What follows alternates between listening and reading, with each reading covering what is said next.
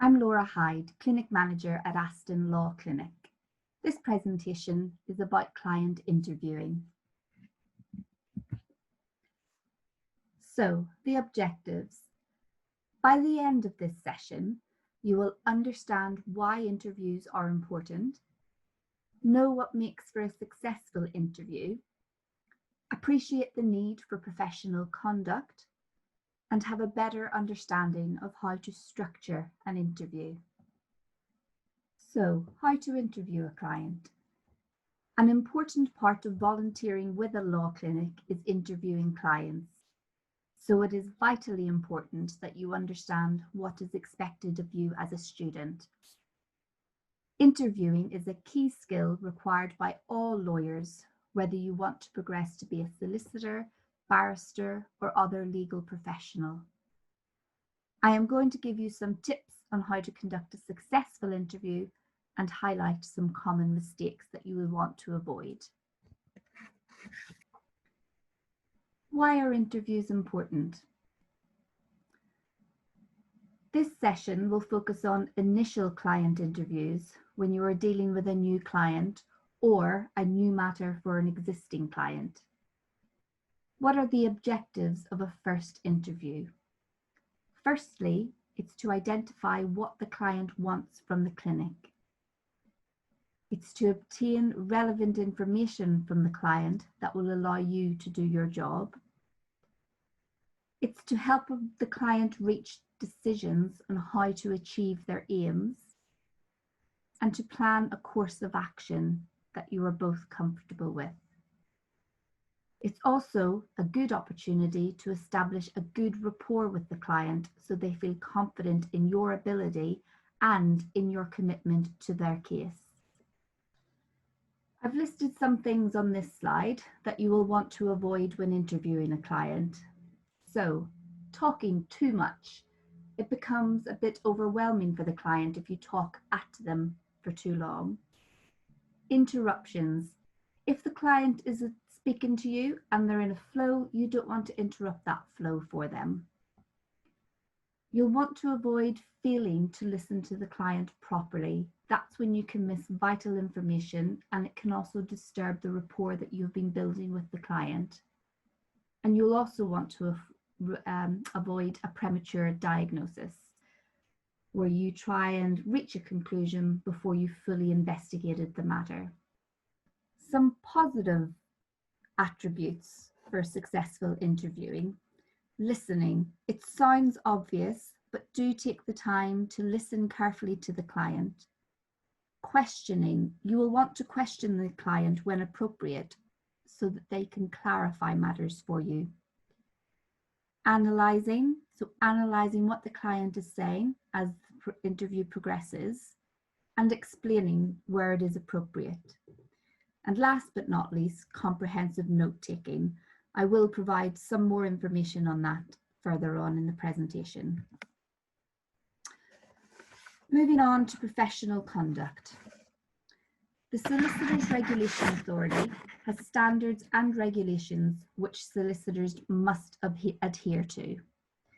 You might be wondering what this is and why it has anything to do with you because you are students.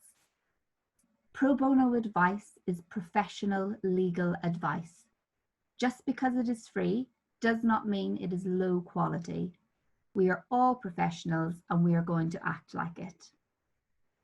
There is no reason why people should receive a lower level of service because they cannot afford to pay. We take pride in our work at law clinics. We won't cut corners and we won't hide behind the fact that you are students. The fact you are students might affect the type of work we do or the types of cases we decide to take on, but it will not affect the standard of work we produce. So we, and by that I mean your supervisor and you, the students, will comply with the standard of conduct set out in the Solicitors Regulation Authority standards and regulations. These principles, as contained in the SRA standards and regulations, apply to all solicitors and firms and underpin all aspects of practice. They define the fundamental ethical and professional standards that the SRA expect of all firms and individuals when providing legal services. These principles protect the relationship between solicitor and client. The principles also protect the relationship between the solicitor and the rest of the world. The proper functioning of society relies upon solicitors being a trusted, respected profession. When interviewing clients in the clinic, you must ensure that you adhere to these principles. So you must act in a way that upholds the constitutional principle of the rule of law and the proper administration of justice. You must act in a way that upholds public trust and confidence in the solicitor's profession and in legal services provided by authorised persons. You must act with independence, with honesty, and with integrity. You must also act in a way that encourages equality, diversity, and inclusion, and you must always act in the best interests of each client. So moving on to note-taking. This is an incredibly important but a difficult skill to master. You need to make sure you take the time to do a thorough job when note-taking during your client interview. You must have a complete and accurate record of the interview. I would suggest that you take the notes by hand. Typing on your computer can be distracting, it can be noisy, and it can be impersonal for the client. So it can stop that rapport that you've been building up with the client through the course of the interview. There is a balance between taking notes and maintaining eye contact with the client. Make sure you check the spelling of key names and addresses and confirm important dates and figures. And I would suggest that you type up as soon as reasonably practicable afterwards the notes that you have taken by hand during the interview, whilst it's still fresh in your head, and you'll be able to check any queries with the client sooner rather than later. Attendance note or a contemporaneous record of what happened during that session, and they've been used in evidence in cases when they've gone to court. So it is very important that you take the time to do a thorough job. So it's not all about the interview itself. You must also give important consideration to what you do before the interview. It's important that you prepare as thoroughly as possible. It will help make sure you don't miss anything important and will also demonstrate professionalism. So, what information do you already have about the client? What do you know about their legal interview? You will likely not be giving legal advice in your interview unless there is a legal professional with you.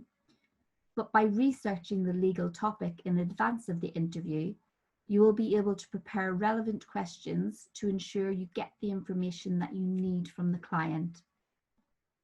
In law clinics, you will often work as part of a team.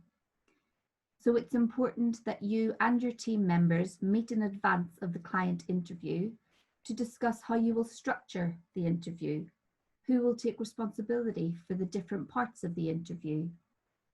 You want to avoid a situation where you are talking over each other, as this will do nothing to instill confidence in the client and will appear unprofessional.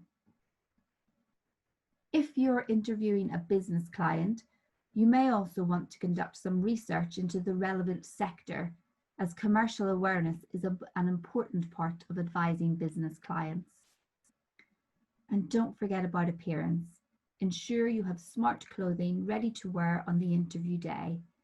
You only get one chance to make a first impression and you want to look professional. So, moving on to the interview itself. Step 1, opening the interview. Small talk. Small talk is important for putting the client at ease, and I can't emphasize enough the importance of putting the client at ease. You are far more likely to get a client to open up and provide you with the information you need if they are comfortable with you. Building a relationship with your clients is an important part of building your practice. So introduce yourself and the rest of your team. Ask the client how they are, how their journey was, for example. Make sure your phone is off and out of sight. You want to dedicate your full attention to the client. And don't forget to smile. I know you will be nervous because you may very well be interviewing a client for the first time. But if you smile, the client's more likely to feel at ease, and it will do you wonders as well for putting yourself at ease. Step 2, explain the format. So set your client's expectations about how the interview will progress. Explain how it will be structured. Depending on the type of clinic you are in, explain that you will be taking instructions only, but you will not be providing legal advice during the interview. The client is free to ask questions, but just make sure they know that you will be taking a note of those questions and you will respond to them in writing once the interview has concluded. Step 3, obtaining the information. Start with an open question. Open questions give the client a chance to talk and explain their concerns. So for example, why have you come here today? What can we help you with? These sorts of questions allow the client to decide on the topic and to provide the information that they think is relevant or which is important to them. Open questions can make a client feel comfortable. It lets them get things off their chest. It can give them a sense of control and help them feel more actively involved in the interview. Once you've finished with your open question, you can then move on to closed questions. So these are more specific questions on particular issues. Some of these questions you may have already prepared in advance of the interview, having done your pre-interview research. The client may have already answered them, so it's important that you listen carefully to the client throughout the interview. Closed questions can help you obtain precise information. They're also useful for guiding clients through sensitive issues in a less stressful way. They can often prompt a memory or detail that the client has forgotten. But a word of warning, they can inhibit the rapport you have built with the client, so you should use closed questions appropriately. The key is to be flexible as the interview progresses. Clarification. Don't be afraid to ask questions. Some people think asking questions is a sign of weakness, that it shows you don't know what you are talking about. However, you are a lawyer. That doesn't mean you have to understand everything about your client's issues or your client's business. Asking pertinent questions will help you get to know your client's concerns better. It will help you get to know your client better. Clarifying issues with the clients also helps to build rapport, as it demonstrates to the client that you are listening to what they are saying. Then summarizing. When you think you have obtained all of the information you need from the client, it is important that you summarize the key facts. This will give the client an opportunity to correct any misinterpretations or omissions. But remember, summarizing your client's feelings is just as important as summarizing the facts themselves. Then step 4, concluding the interview. So when you reach the end of the interview, it's important that you properly conclude the interview. You might have reached the end and feel relieved that you've conducted your first client interview, but you need to make sure that you end it appropriately and professionally. So as I've said, repeat the instructions back to the client, a brief summary of the facts and a brief summary of what their goals and aims are, just to make sure you've properly understood. Set the client's expectations. It's very important that the client knows what the next steps are. So will you be contacting them? Do they need to provide you with some further information or paperwork? If, for example, you will be sending a letter of advice, explain to the client that that is what you will be doing and give them a time frame for doing so. And parting. When you're finishing the interview with the client, make sure you are friendly, you are courteous. If you are seeing the client in person, walk them back to the reception area, make sure they know where they are going, and give them an opportunity to ask some last-minute questions.